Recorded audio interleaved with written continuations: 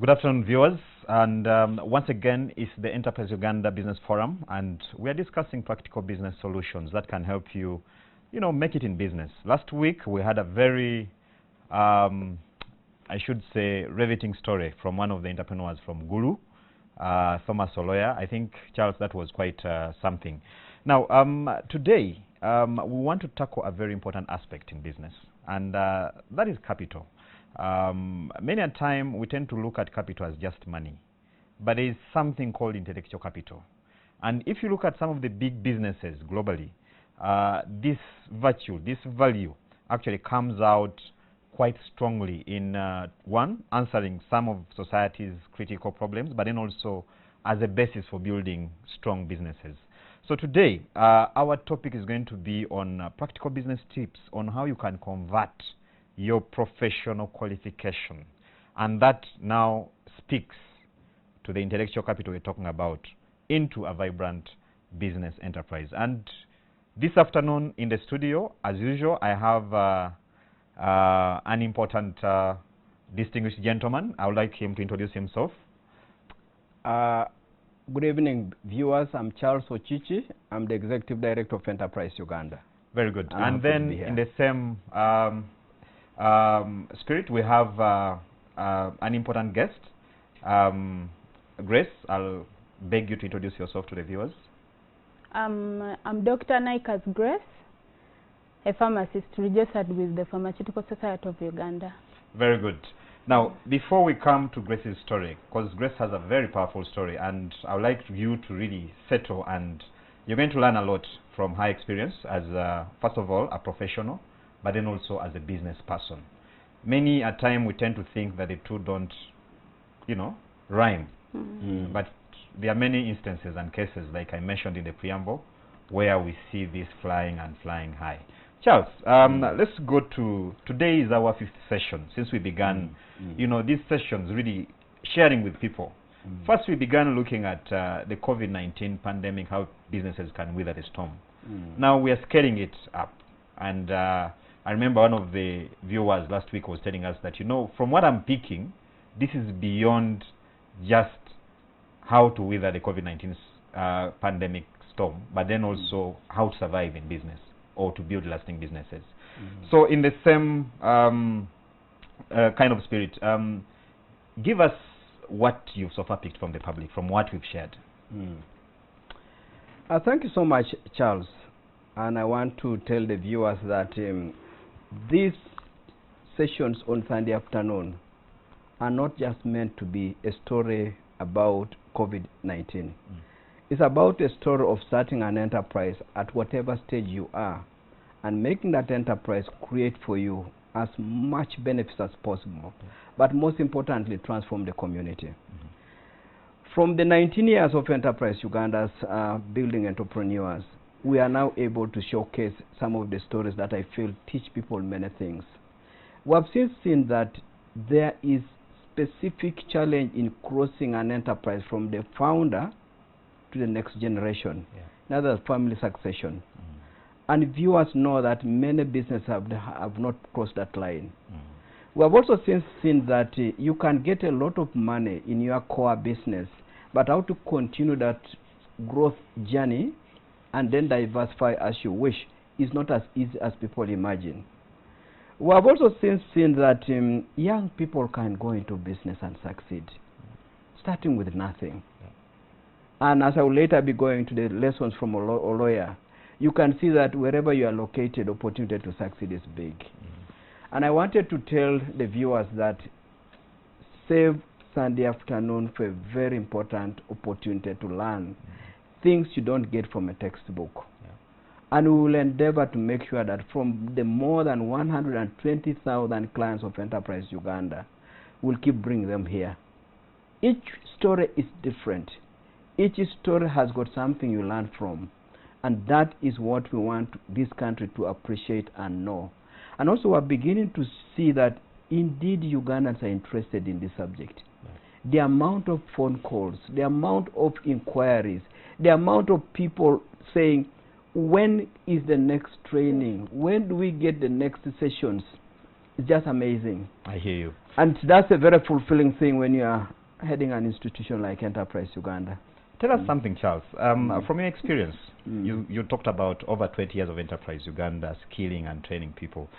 How relevant is or are these trainings, to the business person or operator? Because many a time we tend to hear words like business acumen. There are those who think that actually businessmen are born, they are not made, and that kind of thing. Just break down for us the importance of training and hand-holding in business.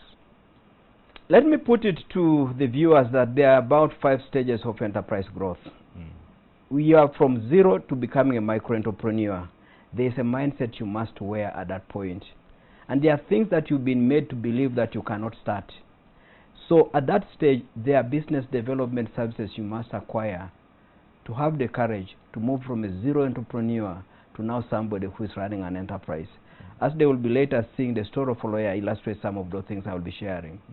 But the moment you become a micro-entrepreneur is not what you are born to be.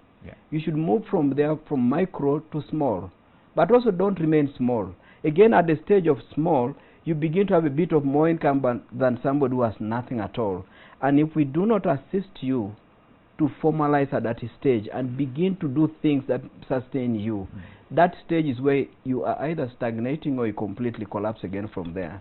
Now, from small to medium, the game begins to become tighter.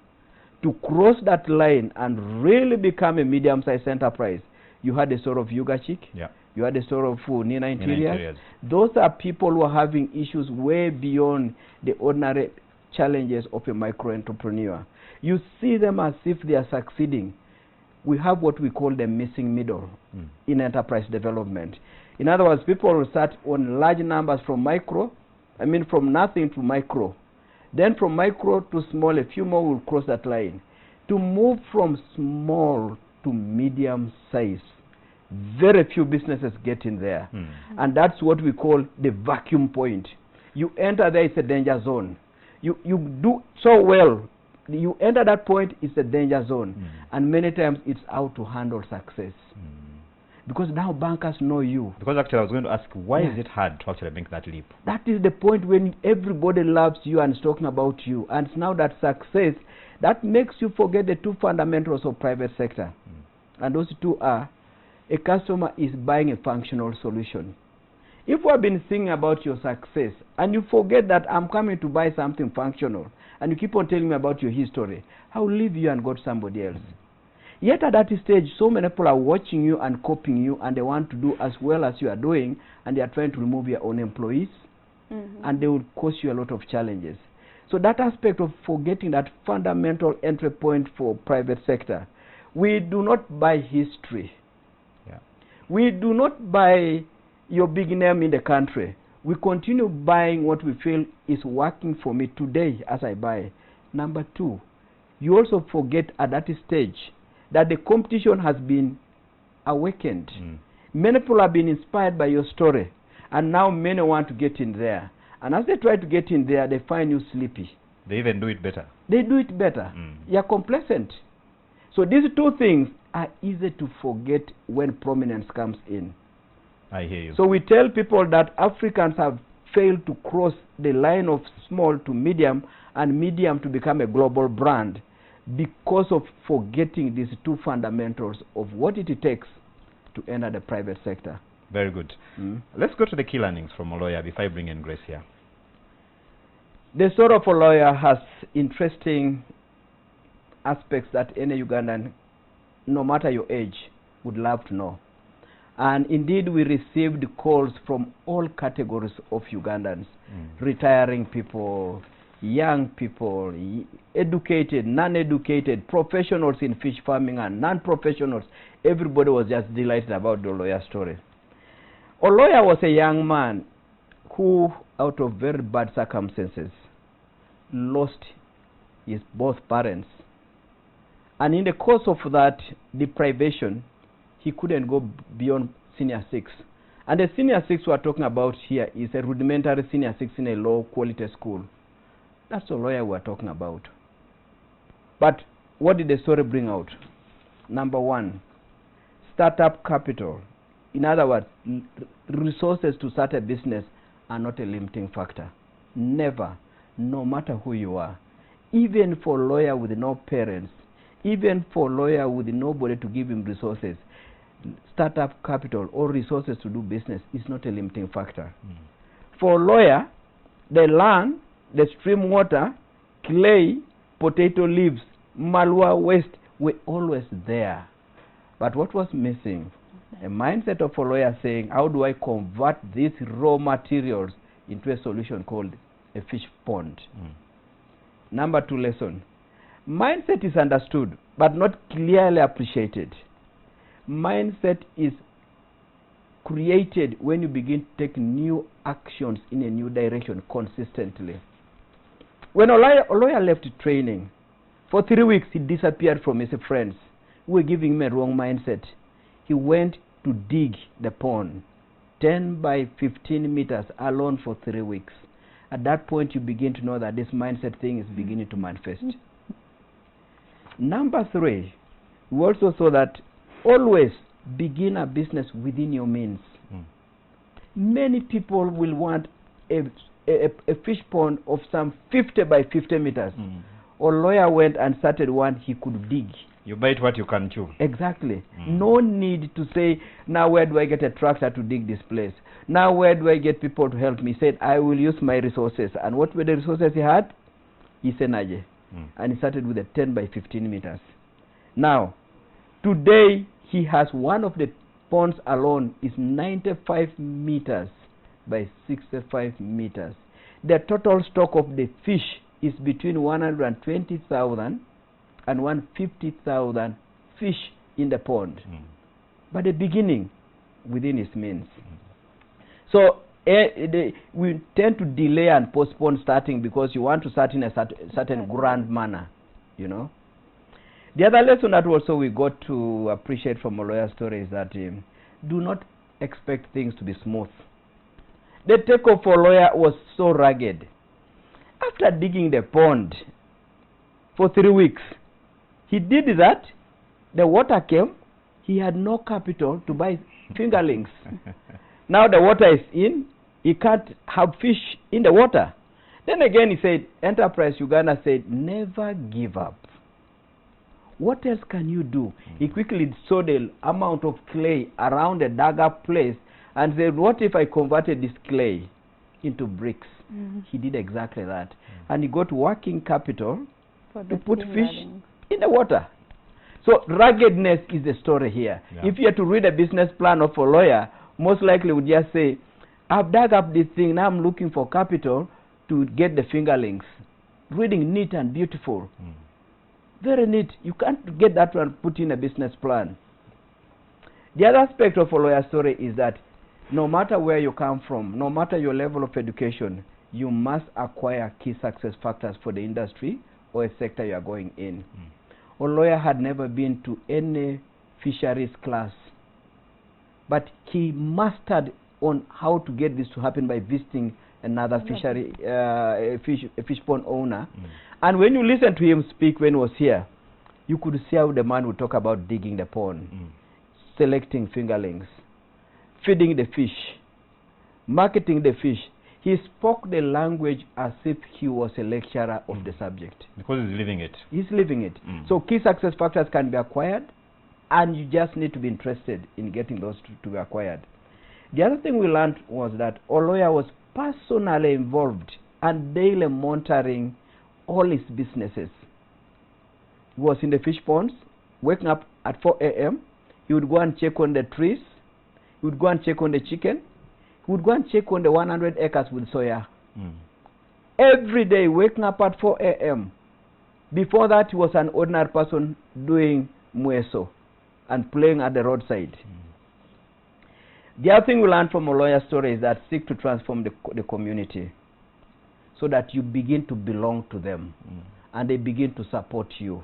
So lawyer has used his fish ponds for schools to visit and learn about fish farming. He has given jobs to his own people. Then the other point that came out was that success that stands out is visible from afar and it will always be recognized and it will be supported. I remember his story. Oh, lawyer, you the story of going to Geneva. Of going to Geneva, yes. And the days he spent in Entebbe. Correct. Mm. He had never boarded a plane. Mm. He had never gone to a European world. The fellow was, when we shared the story, Yeah. UNCTAD simply said, please give us a lawyer urgently. And they were on phone coordinating his visa, saying, we want a lawyer. When he arrived late in Geneva, they were right at the airport saying, we need this man at the conference. And when he reached there, it was their outstanding story. Mm. How do you ignore a story of a young man who started with virtually nothing and was now speaking in terms of Uganda money, almost a billion shillings every 8 months? Yeah. You can't ignore that anywhere in the world. That's quite powerful. So success, if you can shine amongst your peers, amongst your colleagues, and really come out standing, you will be rewarded and recognized. I hear you. Humility was the other thing that we saw. This fellow was still using public transport to come all the way from Gulu to Kampala and back. But the resources he's acquiring massive, and he's not ashamed to even mention that. Competition. The young man now knew that the story of his success is not a story amongst youth. It's a story of competing for space for anybody involved in fish farming. Many of them are well-resourced, some of them well-connected, but he said, just keep on improving whatever you are doing every day, because even the competition is being run by normal human beings. Compete with them. Mm. He also mentioned something about giving grants to young people, and he said, grant is best used when channeled to someone already doing something. Idle youth, and I thought this was extremely useful from a young person. He said, idle youth have lifestyle habits, and he cited drinking, betting, and those habits, he said, they can destroy any financial support the youth get if their mindsets and if their habits are not fixed. Mm.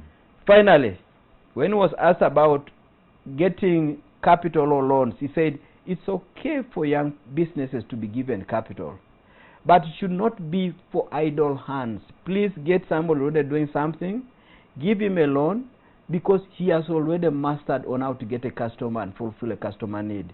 His headache now is how to improve things, and those resources should be available, cheaper, and easily accessible, but should be for people who are already running, as opposed to just saying, oh, you're idle, why don't we give you money?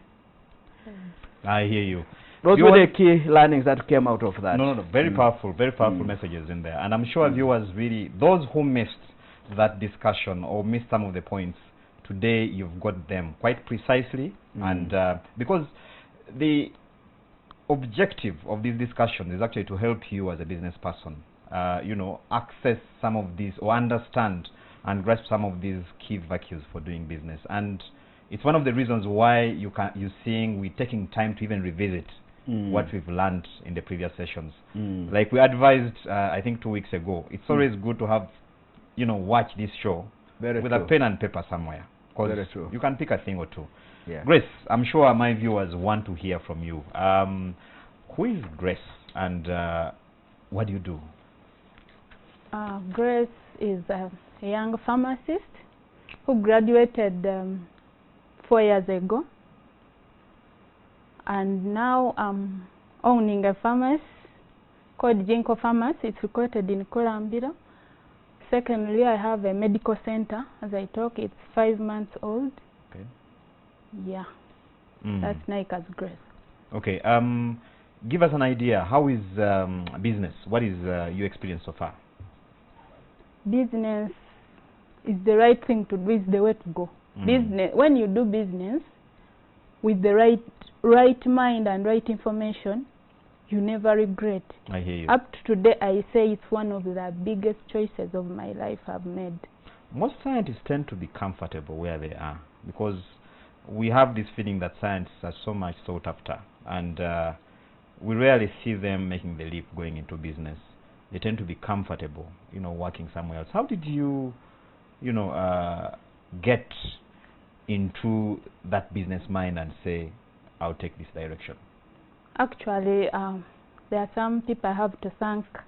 The mayor of Nakawa, because I saw the advert of Enterprise Uganda. It was in a WhatsApp group where the Mayor Ronald Balmwenzo was advising all youths in the Kawa division to go and attend an Enterprise Uganda session, whereby I think they benched, the government contributed something, so we're just paying like 5,000. And trust me, 5,000 I paid. I always value it because it transformed me to who I am today. Talking about transformation, paint for us a picture before I come into the real values that you take from that training. How big is your operation? How many people do you employ? I'm sure our viewers would like to really feel that. I think now I have 12 employees. I have a cleaner, have a cashier, have 2 nurses. Myself, I'm part of the employee. Then with the medical center, I have 4. A clinic officer, a midwife, 2 nurses, a cleaner, a cashier. How long have you been in business? Just 3 years. Okay.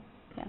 And would you say that you reached that point where you feel the business has settled? I know, of course, there are aspirations to achieve, but where you feel you're not like riding a wild horse? I think where I am, I'm fair because the pharmacy has already given birth to a drug shop, a medical center. Actually, I have 2 clinics and a drug shop. I've paid the school fees for my young sister at campus, and I feel proud of it. It's the business that has enabled me to do that. So I feel, although it's still hard and I'm still aiming higher, I'm at least somewhere. I was going to ask about your age, but then I realized I have to be a gentleman. Yeah, that's true. But let's go to the virtues of the training you got from Enterprise Uganda. What values did you pick there that have really helped you, get where you are today? Actually, I thought for someone to start a pharmacy, you needed a lot of money, like 20 millions and above, 25. So according to me, I was like, maybe I'll open a pharmacy, maybe after 10 years from now, after accumulating the capital. Here comes me in a conference, they are telling us, start with what you have. What do I have? I'm already a pharmacist. Start with the little you have. But the little I have was too little. But it is the knowledge I got that made me to know that what I have is not actually little. Actually, whenever my friends come to ask me how I started, where did I get the money, I always tell them I had only 2 millions. I had 2.5 millions with me. But the knowledge I had was too big to compel me that the capital will find me on that way. Because when we attended, Mr. Ochichi always told us that capital will never announce itself that we are here.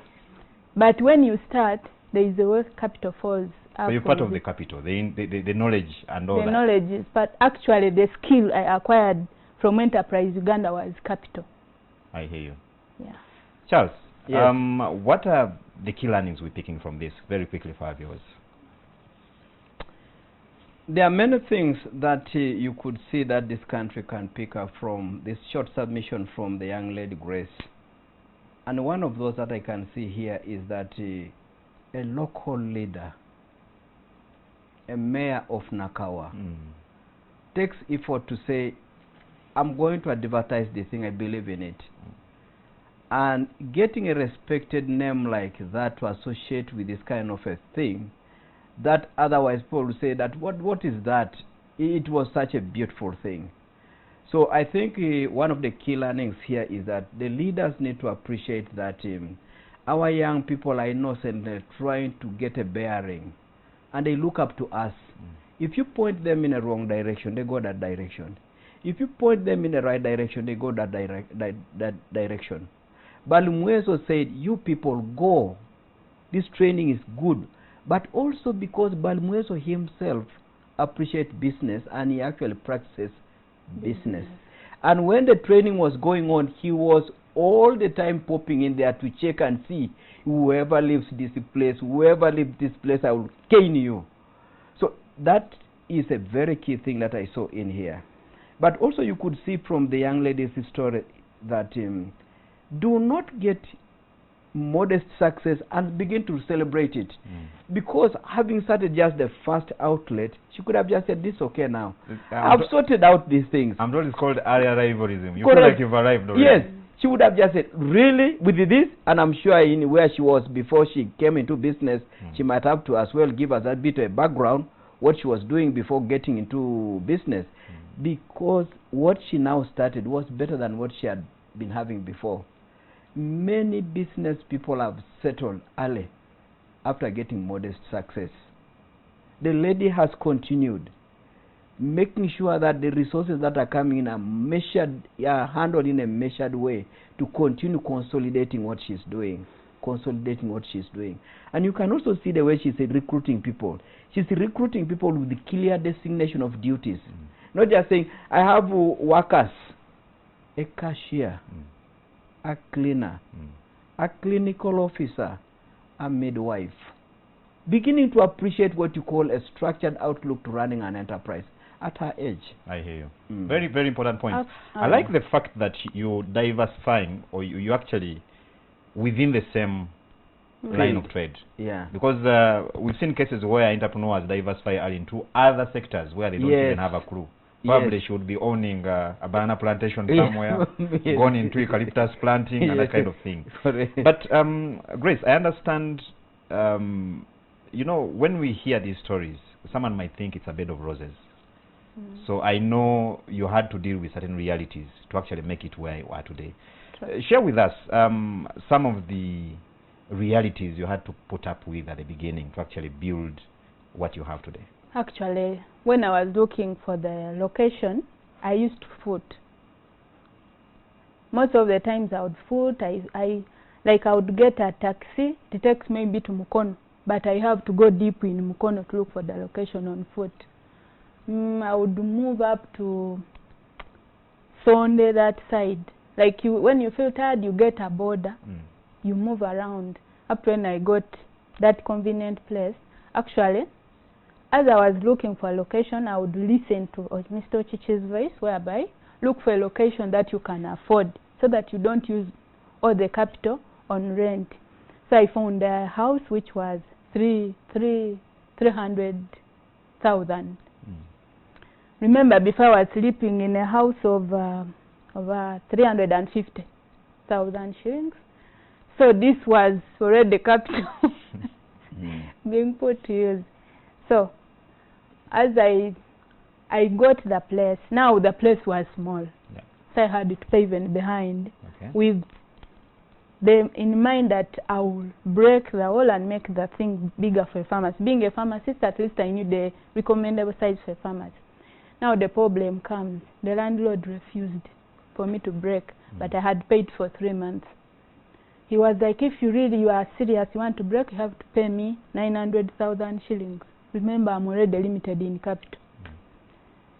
I tried to beg with the man, he refused, so I had to pay him that money. After paying that money, I'm the one who was supposed to break the wall and furnish it the way it's supposed to be. I had to call in the village. I had a cousin brother who came and helped me to break. I was involved in a process. I would lift those debris and throw them there where we are throwing them. I knock them myself. It was challenging, and people would wonder what is wrong. But at the beginning, it wasn't a bed of roses. Because actually, after paying for rent, I had to look for the guy who was going to do the partitioning.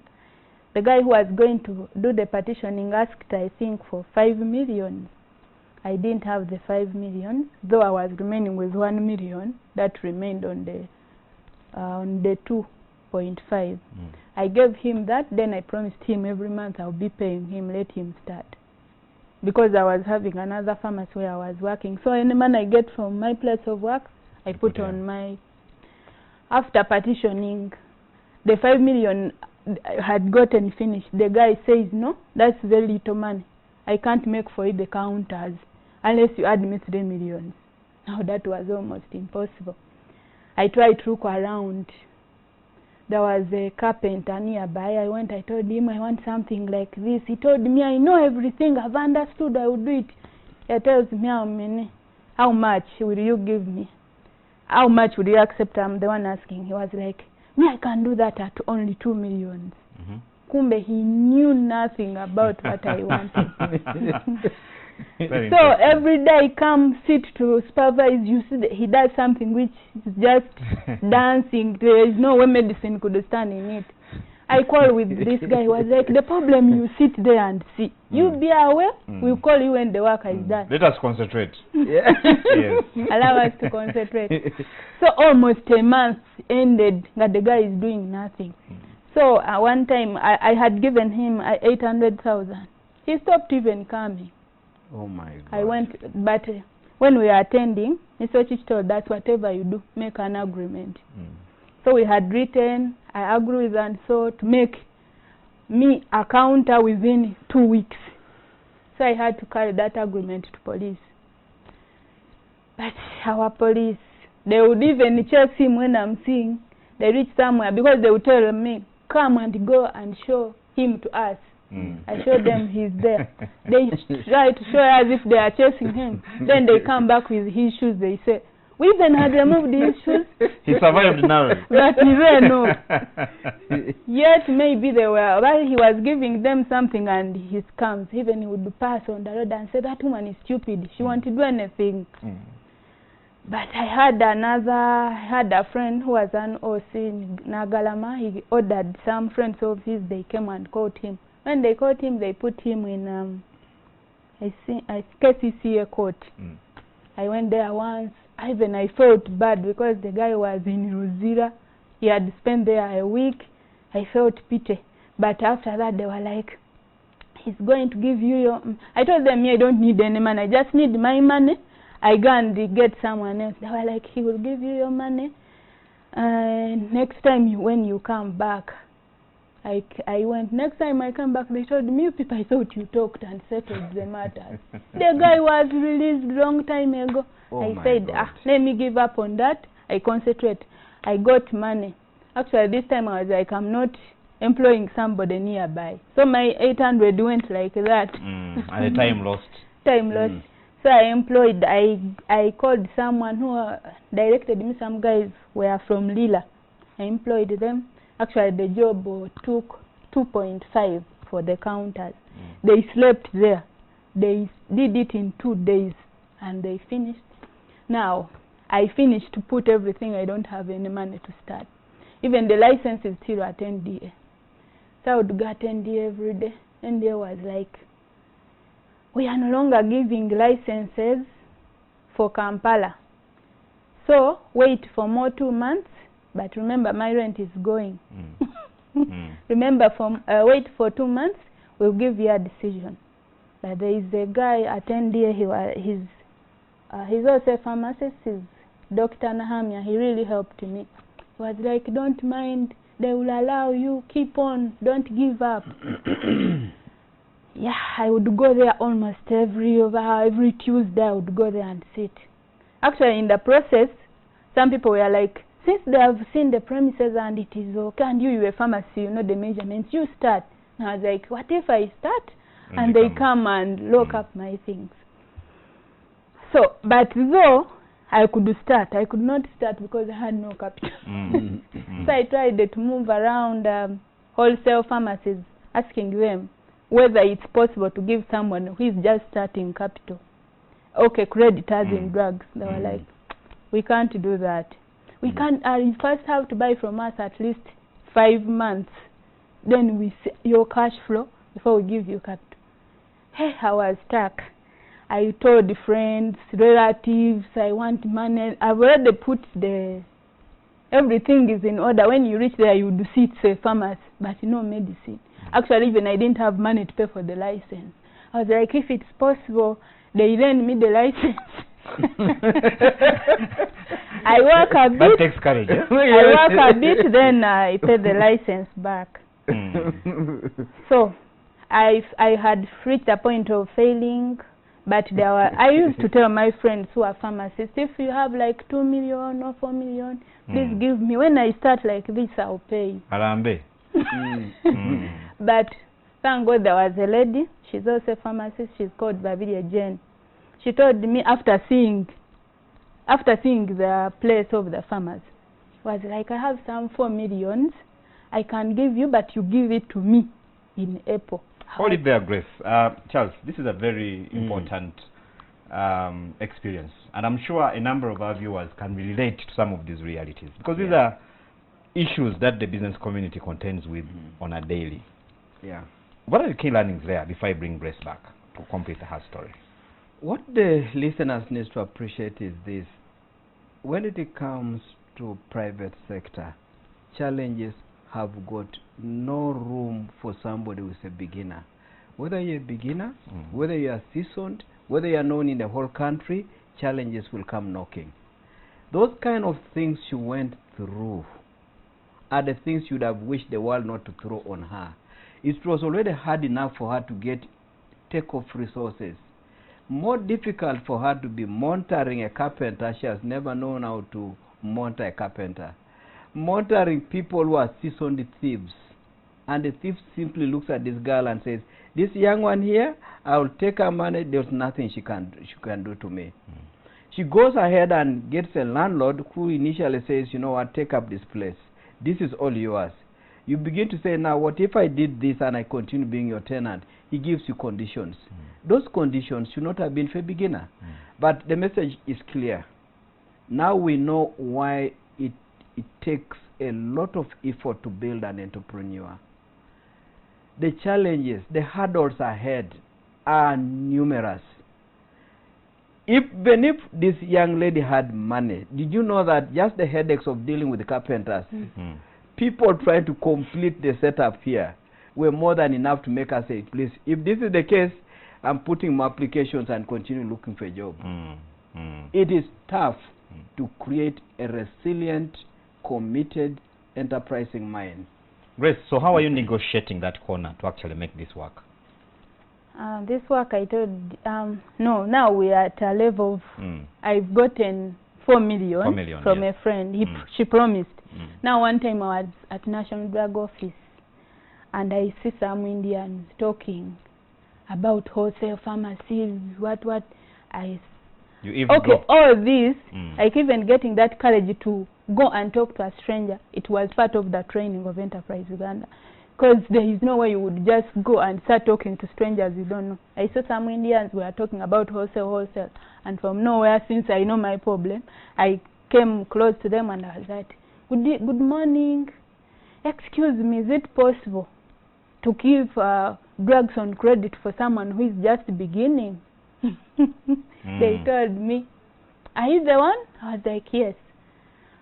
I'm a pharmacist and I'm beginning, but I don't have capital. They said, how much money do you have? I was like, I can have 3 to 4 million. They were like, okay, it's the pharmacy is Life Pharma. That one I'll talk about it because it did me good. He was like, you come with those 4 millions, we talk. Now I rushed to my friend. We went with her. The money was not there. The money was not there, but she had promised. So we went with her to the bank. She gave me the money. She was my angel. So I took the money to the Indian. He was like, checkbook. I tell her, I don't have any checkbook. Actually, I didn't even have an account.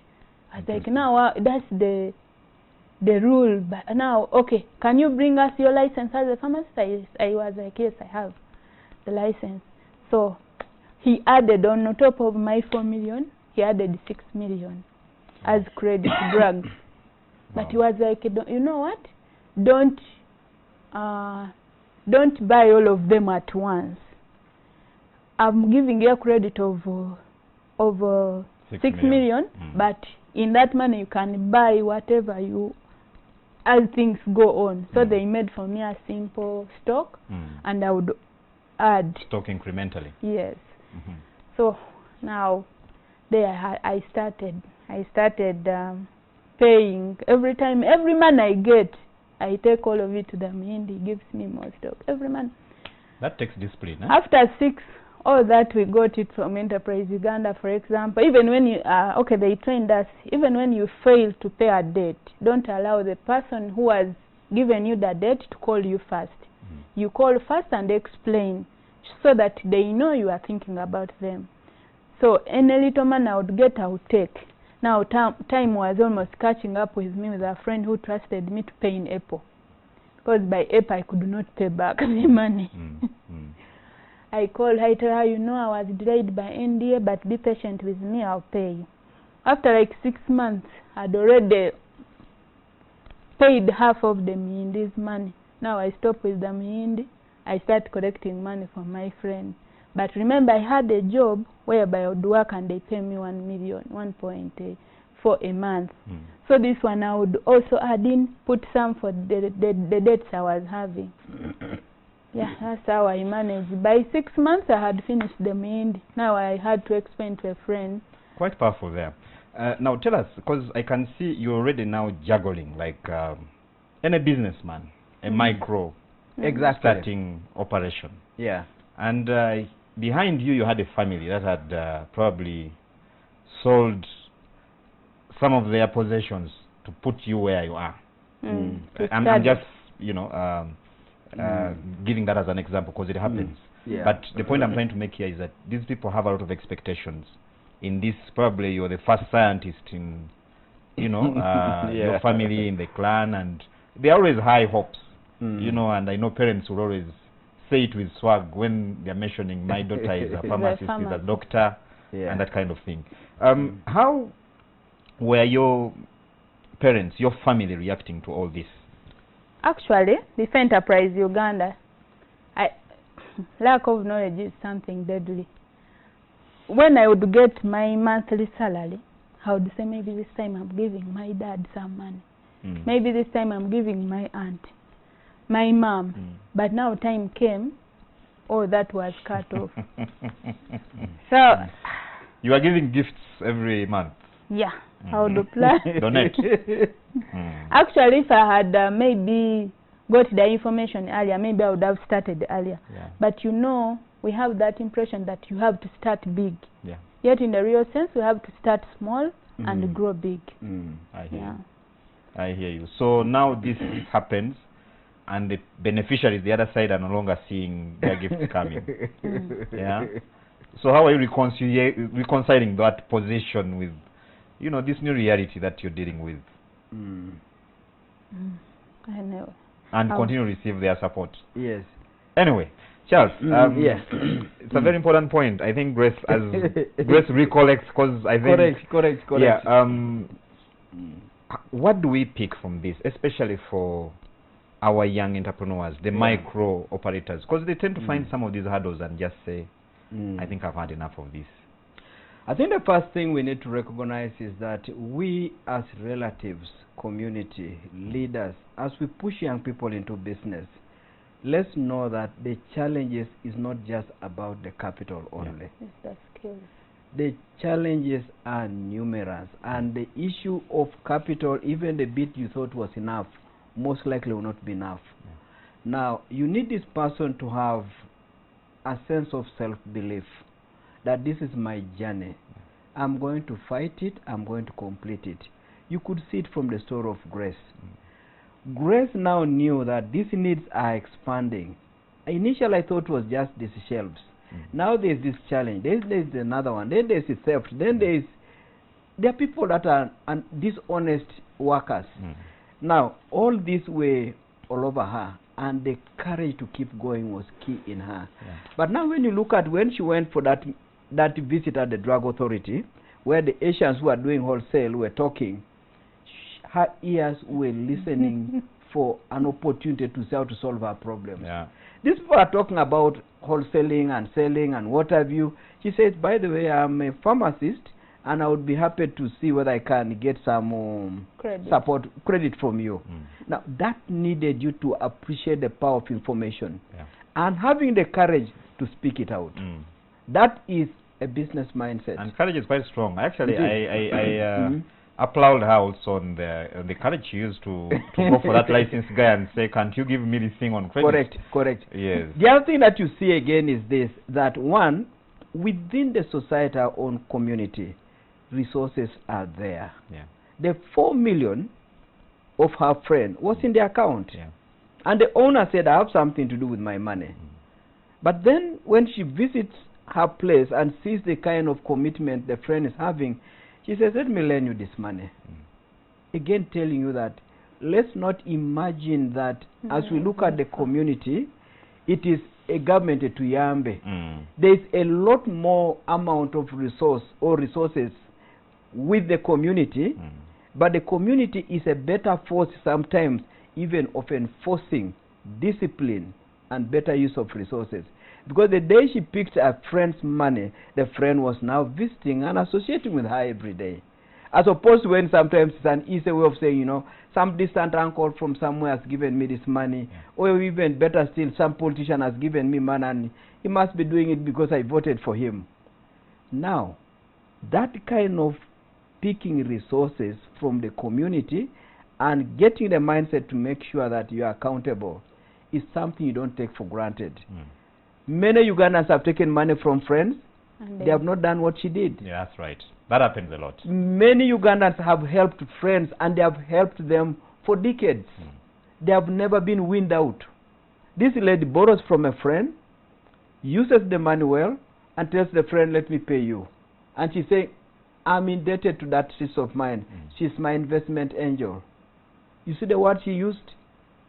There was a sense of guilt and commitment on her side, which was saying, if the day get a grant, I should feel guilty. I should feel a sense of accountability. That is a key learning for whoever is listening.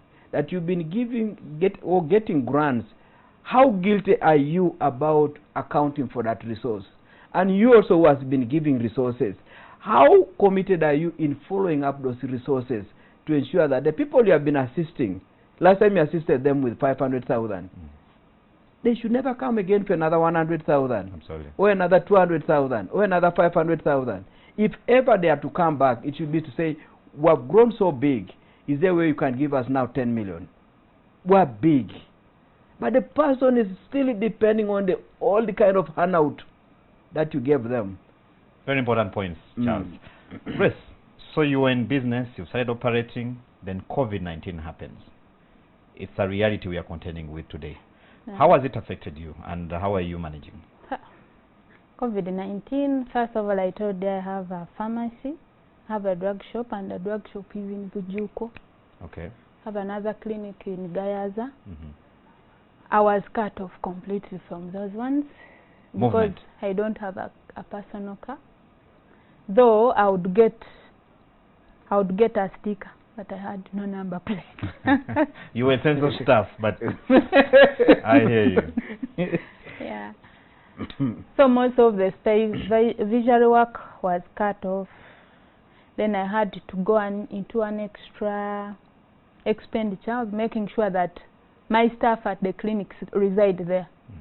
No one should go away, because if they go away, coming back is hard. Again, leaving, they have to leave early because they are fearing curfew. Yeah. Now, with all these realities, just moving on, I know, of course, government has a number of programs to support young people, especially, and I'm sure you have some knowledge, you know, about some of these programs. In your view, what more do you think can be done for these programs to be beneficial to young people like you, who have already made the first steps into especially self-employment and business? Actually, I would start a bit lower. Before giving anyone any money, I think skills, knowledge is fundamental. If I had gotten the money before Enterprise Uganda, actually I had ever gotten more money before, but after Enterprise Uganda I had very little money. But the knowledge that the government has given us through Enterprise Uganda is what made me start. If a person is already with the right knowledge and is already on the way, the government should encourage people who are already doing something. For example, I will speak for the pharmacist. they say that pharmacists don't want to work. Pharmacists, we want to work. But remember, you are working for a business person. Which business person? For them, they want profits. But when you tell them I want allowance of 20,000 every day, that's a loss to them. But now me, I'm a pharmacist. The pharmacy is mine. I got capital in that way. I'm there almost 24/7. If the whole night you find me there, the whole day you find me there. In other words, for example, if already somebody is a profession and is given capital in their profession, I think they will use it better for the benefit of their country. So you left the other job to focus on this business? I go there twice, and all the time I'm at my place. Okay. Every night from 6 up to 11 in the night I'm at in the pharmacy. Because, okay, we have a right to two. So I supervise mine and another one, but that has helped me to boost my business. I hear you. I hear you. Charles, what do we pick from these quick learnings there? She has brought something that I thought we needed to begin to appreciate and begin to talk to specific professions. Because now here is the lady saying that if you picked a pharmacist and empowered a pharmacist to go private, they would do a much better job, faster, cheaper, and more effective than leaving it to an open field that anybody can fill that space. So many times we have ridiculed or even bashed our professionals and said these white collar fellows are not keen to succeed. In reality, I think you've just seen what she has said. She had gone through scientific training on pharmacology. She had never gotten that aspect of saying, how does somebody translate pharmacology into an enterprise, into a business? When she got that and combined that with her professional line, it was a story to fly and move faster. You can see she had been told that you cannot start a pharmacy unless you have got 20 million. She started very, very small and quickly won the respect of credit suppliers. Once she had her own license, she was the one going to run that thing.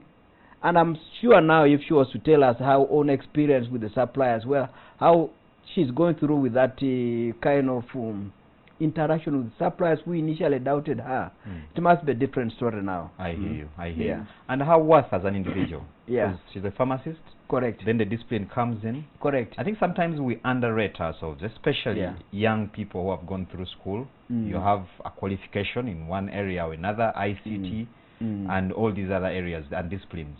I think there's need to really have their minds unlocked, and I think that's where training comes in handy. It does. Yeah. We have also had the people in the agricultural extension services. They're everywhere in the country. Underutilized, demotivated, underpaid, always quarreling and feeling that they did a wrong course. And yet, if there was a way we could get those people to realize that these village homes where chicken are and the chicken are dying, if there was a way we could get these extension officers to begin to appreciate that, treat a few chicken from a few homes, use that as a testimony, the money would begin to flow. It will begin coming. And I'll tell you this, Charles, I know for the fact that if you speak to a number of corporates, what we call the middle class, they are owning a farm or two somewhere. Yes. And about 80% are busy making losses. Very correct. And one of the most, really the big gap there is lack of skilled people to support, or what you'd call extension support. Correct. You know, to support some of these activities. So viewers, I'm sure we're going to pick, key lessons from some of these discussions we're having, especially today. I think this is dedicated directly to you, my brothers and sisters out there. Let me go evangelical here. Who went to school, you have that qualification in a certain area. It could be you could be a scientist or an artist. There are ways you can monetize that and make it in business. But we'll pick the discussion from there after this very short commercial break.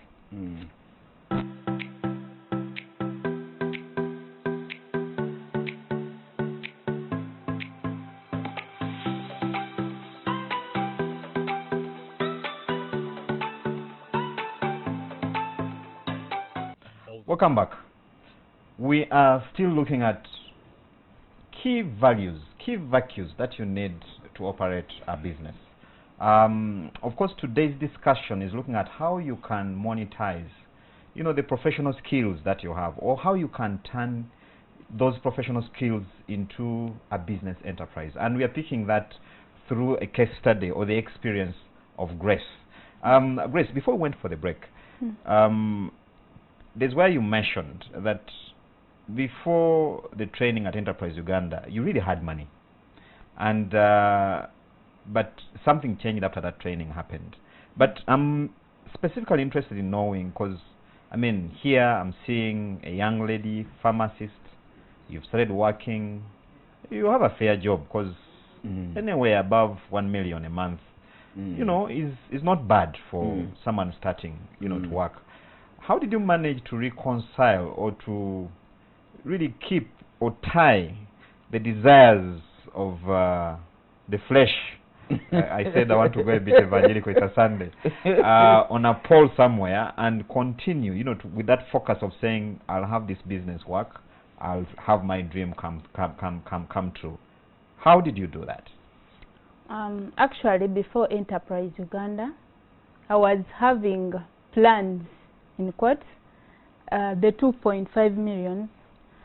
I was planning to buy a giant screen and the sofas, so that when my friends come to visit me, they see really this is a house of a pharmacist. Even before Enterprise Uganda, it doesn't say that I've never had much money, but I had money which I didn't know how to use it. So I ended up wasting it. Someone who, after asking, I have 5 million, what can I use it for? When you ask like that, you end up attracting people who takes them, and actually the 5 million was gone. Actually, by the time Enterprise Uganda phoned me, they had just taken that money, and I've never gotten it back, just because I didn't know what to do with the money. Okay. But when Enterprise Uganda told me that some of us, we have resources, we have a sleeping capital, but we don't, you know, some of you have a giant screen and you are single, what do you use that giant screen for? Like now, me, I was planning to buy a giant screen, but that money is what I converted into my initial capital. And after like 1 year, I bought the giant screen I wanted. I bought the big chairs I wanted. Because you had sorted the means for that. Well, how are your peers looking at you today? Actually, I've inspired many. Most of them want to join me where I am. Actually, they always come to ask me. Some think maybe I had some huge money before starting.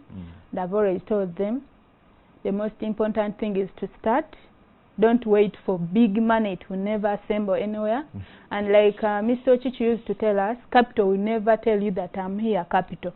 If you start something, many people will be willing to help you. Very good. Viewers would like to have you participate in this discussion. So in about 10 minutes or so, I'll be, you know, releasing the calls, and you can give us your comments, your suggestions and questions. But that will be, you know, after a few submissions with my panelists in the studio today. Charles, what do we pick from Grace's, you know, submissions on peers and dealing with the desires of the flesh? I think one of the things that we pick here is that this country have people who are earning decent salaries. They have mishandled those resources, and they have done it innocently. They are saying, I am an engineer, I must look like one. I am a doctor, I must look like one.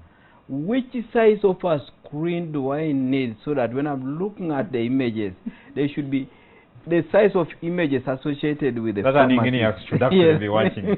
A pharmacist should not be looking at a screen of some 12 inches. And yet the image is clearly seen. So you can see how resources are abundant in this country. But the idea of saying, when do we reward yourself? Do you see now what she's saying? She waited a full year for the business to pick up, and now she has gotten the very rewards she wanted. But she's getting those rewards with sustainability. The business is continuing, it has grown, it has given birth to a drug shop, 2 clinics, and a very strong pharmacy. Now she says, it's time to reward myself. And she can afford those rewards. She can afford those ones. So we have a case of people who get salaries and misuse the salaries, and they are using it for the sake of impressing others, not to try and build a foundation for themselves. Now the people you try to impress, 2, 3, 4, 5 years down the road, you never see them again. But they will be able to, at a distance, say, that person who is begging now for school fees, he used to be so and so. He has now lost, he mishandled his money. They judge you. And you are in a situation where you are saying, they are right, but I made a mistake, and you can't reverse much. Very powerful. So Grace, I understand you've supported your family, your mom specifically. Tell us that. I mean, what have you done, and how have you been able to balance, the capital here and your business operations running, and then giving that support? Actually, the moment I started like earning something, already I had my sister who had sat for 2 years. She was waiting for university, but also she was cooperative because she would do as the cleaner. In the morning she cleans the pharmacy, then cooks food. Now she goes to campus every evening. So she was like my first employee. Because at first I would do everything. I'm the pharmacist, I'm the dispenser, I'm the what. Now she graduated like last year, the bachelor's degree in education, cut us off the pharmacy business as young as it is. Then also my parents' house.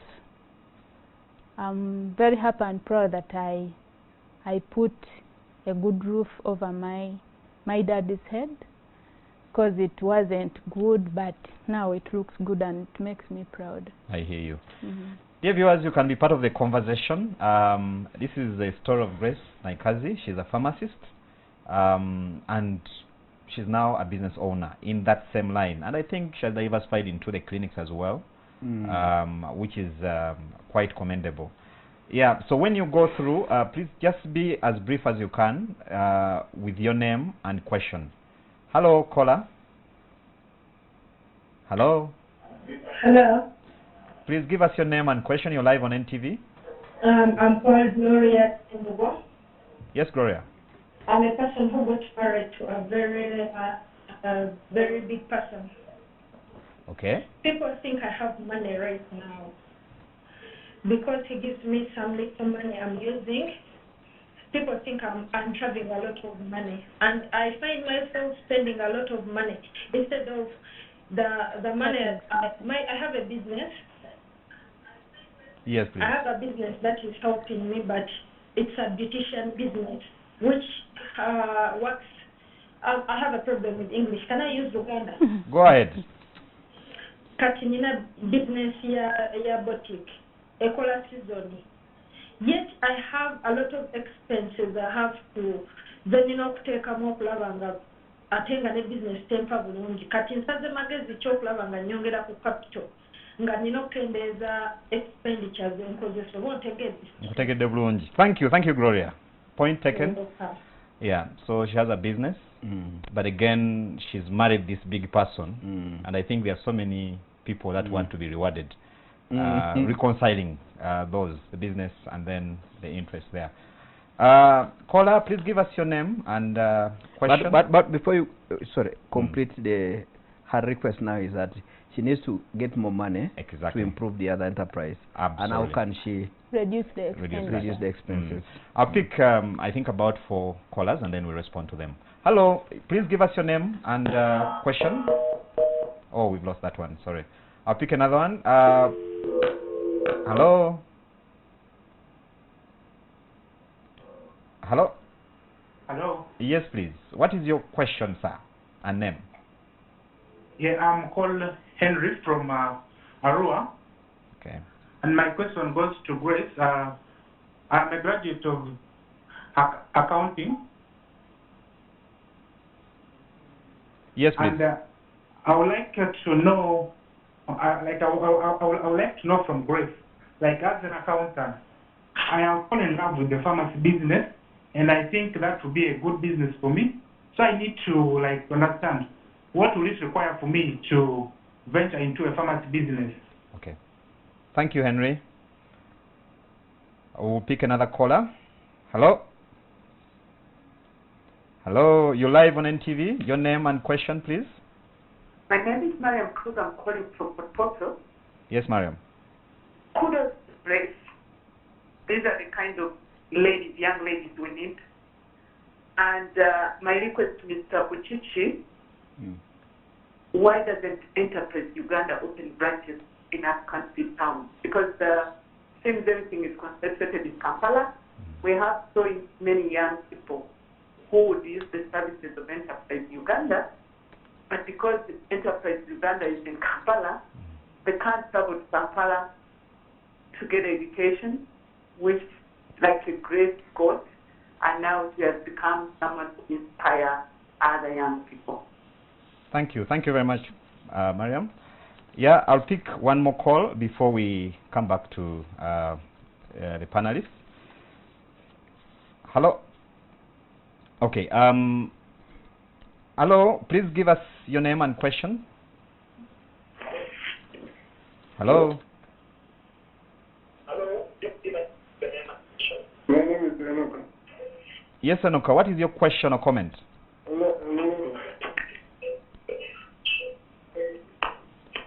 Sorry, Enoka. We're getting feedback from your TV set.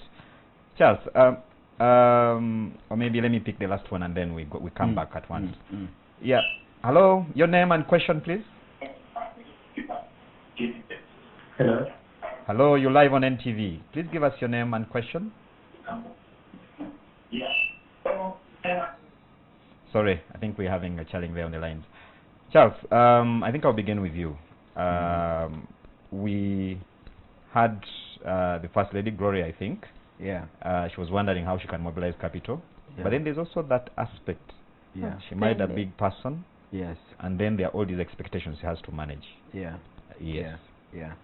I think my advice to Gloria is, number one, recognize that the business you are running is receiving customers who are coming for solutions from you, and they are not bothered about whom you are married to. Now, all that these customers are looking for, give us a working solution. It's now up to you to now say, how do I hire people who come and deliver solutions to look up to the expectations of the customer? If some of these relatives or friends of yours are coming to work there just because they think your husband has got a lot of money to pay salaries, those salaries are supposed to be borne or covered by a customer. A customer will never pay for your inefficiencies or your generosity. They are simply saying, want a working solution. Number two, the customers you are also having have got options to go and get the same services or solutions elsewhere. So just recognize that you have no privilege of monopoly for a customer. In other words, whatever you do, manage the expenses, manage the delivery process to ensure that you serve a customer who comes back. And that requires you to have a complete business mindset. Be grateful for the marriage that has given you some resources. Take advantage of that to use it as a platform to build your credentials as a solid, independent enterprise that is not leaning on the husband. Because I also want to add this. The resources today you may be getting from a partner are not guaranteed tomorrow. Because today the partner is getting those resources because he's giving certain solutions. Those solutions he may continue to give them, but for a while. After a while, those solutions could easily end. We have seen people who were ministers, they are no longer ministers. People were army generals, they are not army generals. People were having positions of CEO, they have left the position. Now, then what? This business here must continue to fight its own cause and continue to serve the customers irrespective on how you started. So begin to outlive the effect of having soft resources coming from a partner, and just be grateful that that kind of a route took you into the game. I hear you. Mariam from Fort Portray is wondering why can Enterprise Uganda have branches, to take the services up country? We've always battled with the expansion question, and people have said, Enterprise Uganda, we love you so much. How can we keep getting you at our place every month? There are issues. One is the limitation of the logistics. Number two, we also have the limitation of the HR that we can deploy. But what we've done now is to begin to have mobile training tents. After the COVID, we want to locate Mariam, and Mariam should try and locate Enterprise Uganda. And we first come to Fort Portal and just do the thing on behalf of Mariam, who called on behalf of our people. And we go to Fort Portal. Yes. Now, in Kampala here, government is doing something great for this year. Government is saying, Enterprise Uganda, let's start with a big facility in Kampala where we can get you take at least 1,000 people through the training of Grace's type every month. Because many people are coming to Kampala, but when they arrive here, they have got issues on how to survive. Once we sort out Kampala, we will continue now to gradually go regional, starting with the cities like Fort Portal. Of course, we could easily have a branch in every city. So we are going to get there. In the meantime, we use the resources the way we currently have them. But yeah, Grace, Henry is an accountant, and he wants to go into the pharmacy business. What should he have in mind? What does it take? He just needs a pharmacist. And the pharmacist will tell him what to do. Because actually, the process, you start by opening a company. You cannot run a pharmacy without a company. After getting a company, you find a location. But if you don't know how to look for a location, meaning you can start at that level with a pharmacist who can do it for you. After you've gotten a location, you need a pharmacist. Because to do with NDA, it's the pharmacist who does that part. I hear you. Many people have pharmacies and they are accountants, any other profession, but they have the money and the love for the pharmacy business. Yeah. Competition is a key issue in business, and the area where you see it has quite some fair competition, so to speak. I'm sure in the area where you're operating, or the areas, you're not the only pharmacist, and sometimes this competition can get bloody, if you know what I mean. Some people use underhand methods to really edge you out of business. Sometimes they really go bare knuckle. How have you managed this? How do you deal with your competition? That's why we say that knowledge is key. Actually, they told us, of course when I say they, I mean Enterprise Uganda, told us that there is no business without competition. When you call out a business and there is no haters, there is no those who talk ill about it, means it won't work out. It's not a good business. But when you see those ones, those are showing you that you are heading there. Because I remember there was a lady who had a small clinic nearby, and I didn't even know the lady. She started telling those young girls, they don't know anything. Actually, she called me yesterday to give a cannula. And I was like, I don't, in a pharmacy, do I need even a cannula? Somebody made an audio of her talking and brought him. I told her I don't even know this woman, but this I expect them, and it's okay. Yeah. Competition. Only one of the key things I remember, they were like, try to identify your competitors and what services are they giving that makes them your competitors. And if you put some of them in your place, you survive. Charles. Yeah. Many businesses tend to look at competition differently. Yeah. I think it was in one of the sessions where I think someone, and I think Grace is also alluding to it, the issue of quality of the kind of service and product you're offering. But what are the key learnings there from Grace? One of them is again that when it comes to competition, there is no grading. That, oh, now, since this is a beginner, let's allow her to compete with the beginners. No. You'll get any type of a person coming to compete with you. And then there are issues to do with the slander. Full menu. Correct. People trying to paint you the way you are not actually are. Now, if you see that, as she noted, she said, and that's a key thing, when you see people beginning to lose sleep because of you, it means you are making an impact. Stick to the game. Stick to the game. But as you stick to the game, can you keep on learning? Because somebody else is not just going to come like these slanderous fellows. They will actually come in trying to do something better than you've done. So identify them, see what they are doing better, and ahead of time, learn and come and implement at your enterprise. If Grace continues with that attitude And remember what I said about people who succeed, and then you are at a medium size, and then bang, you disappear. You forget the two. Remember, a customer is selfish. They buy something that works for them from wherever they can get. If the competition is the one bringing it, they go. So number two, a competition will always try to go where somebody is making money. And if they find you already beginning to slip and failing to keep improving, they take over your space. If Grace does what she's doing today, this is the kind of a young lady to watch and bless as she goes through this game of creating a solution for this country through medical services and through pharmaceutical solutions. Very powerful. Grace, at your level of operation, actually in sole proprietorship, it becomes extremely hard sometimes to start and run a business without involving family members. And you rightly mentioned that one of your sisters or relatives is actually working with you. And I know there are many business people out there who are in that kind of situation. And it can be a blessing, but it can also be a really, really huge challenge for a small business.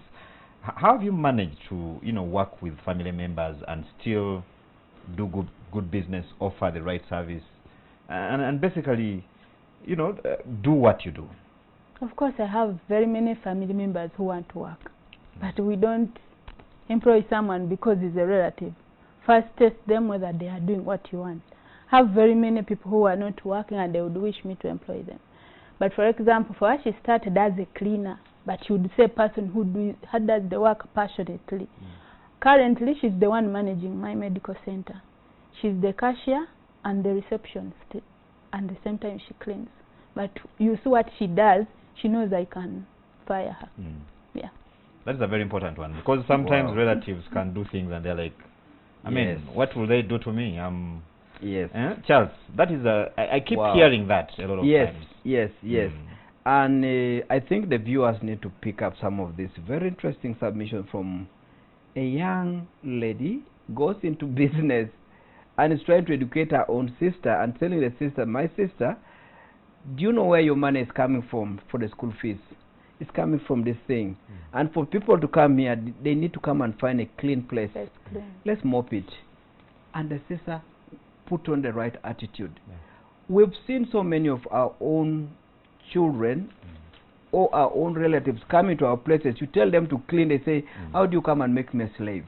They want to start as managers. Correct. So that attitude is wrong.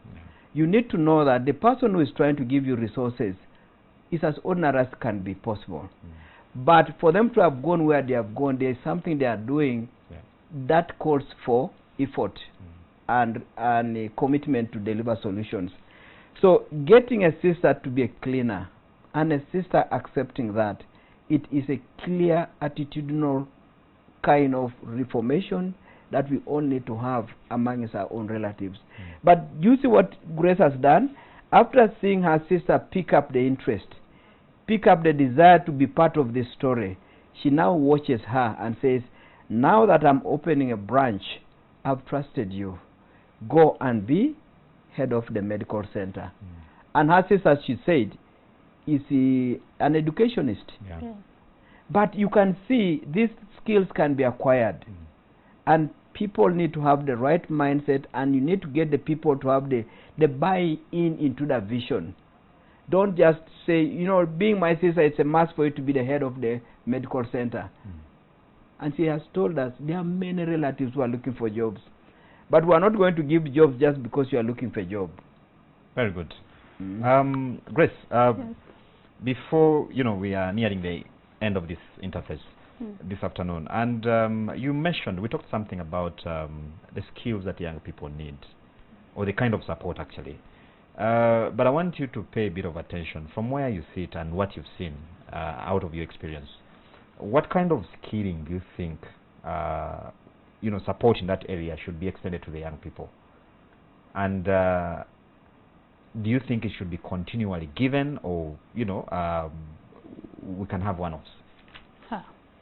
With business, we learn every day. And if you don't learn, the business dies off. Every time I go to Enterprise Uganda, there is something new that changes in my business.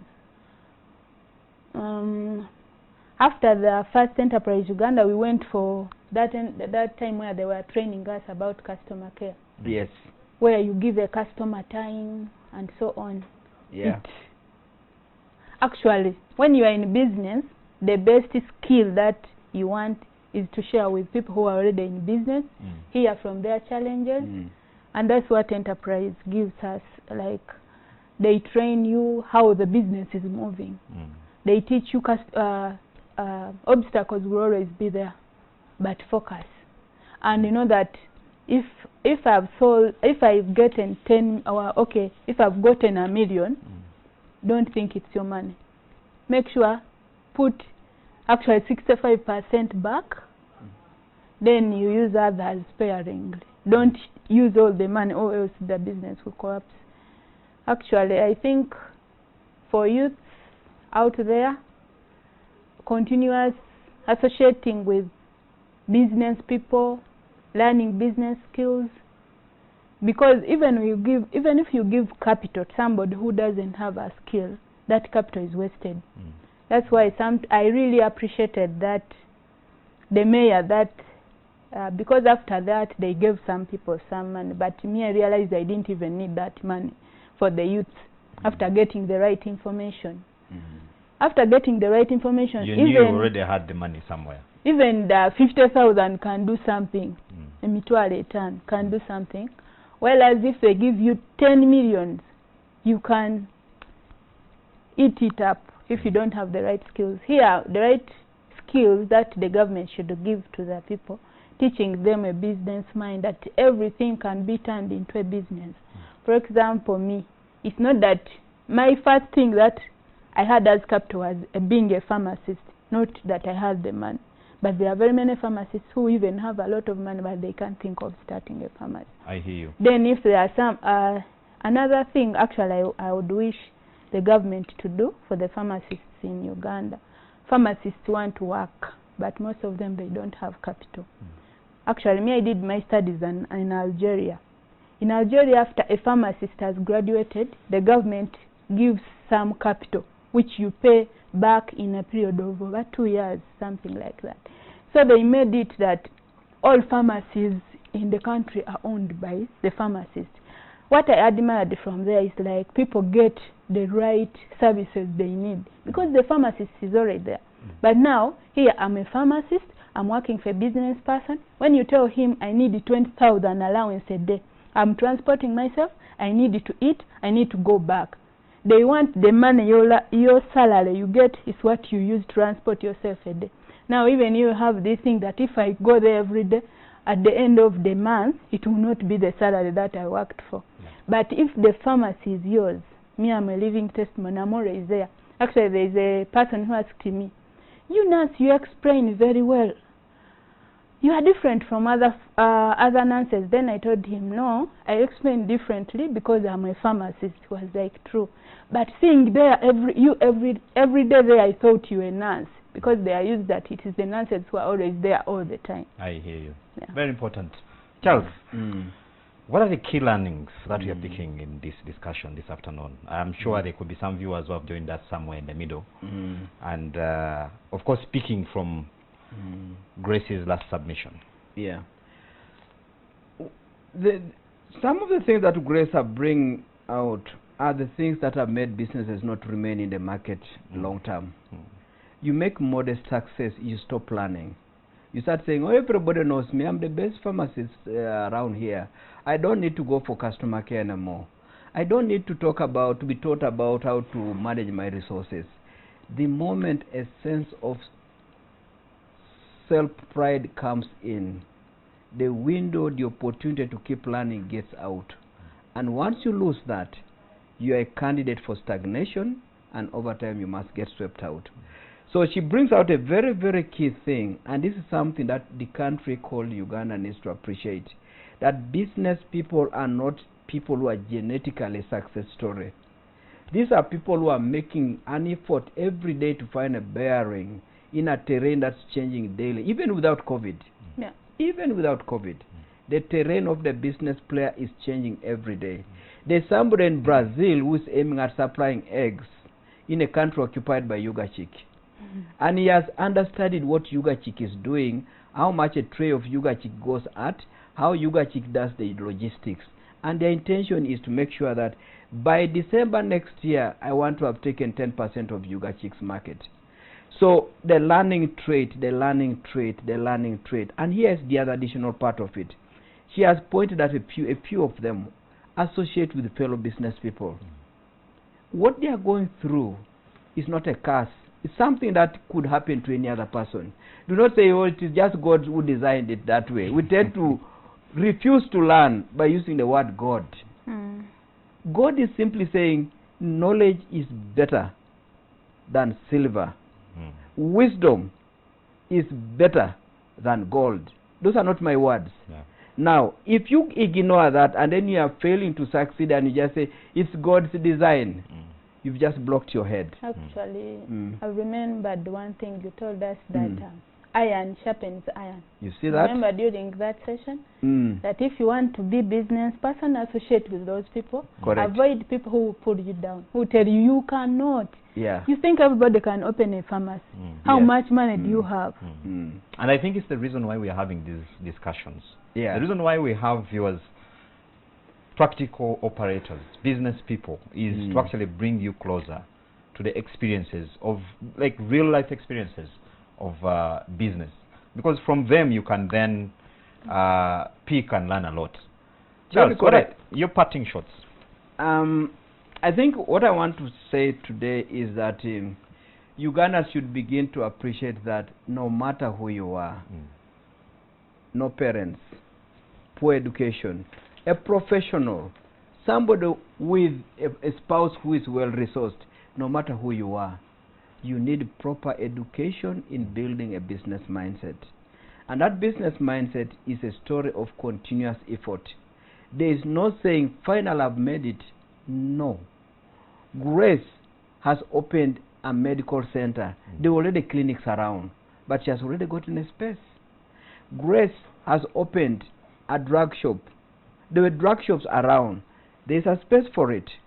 So it is one area where if you get the right mindset, the opportunity is open to all of us.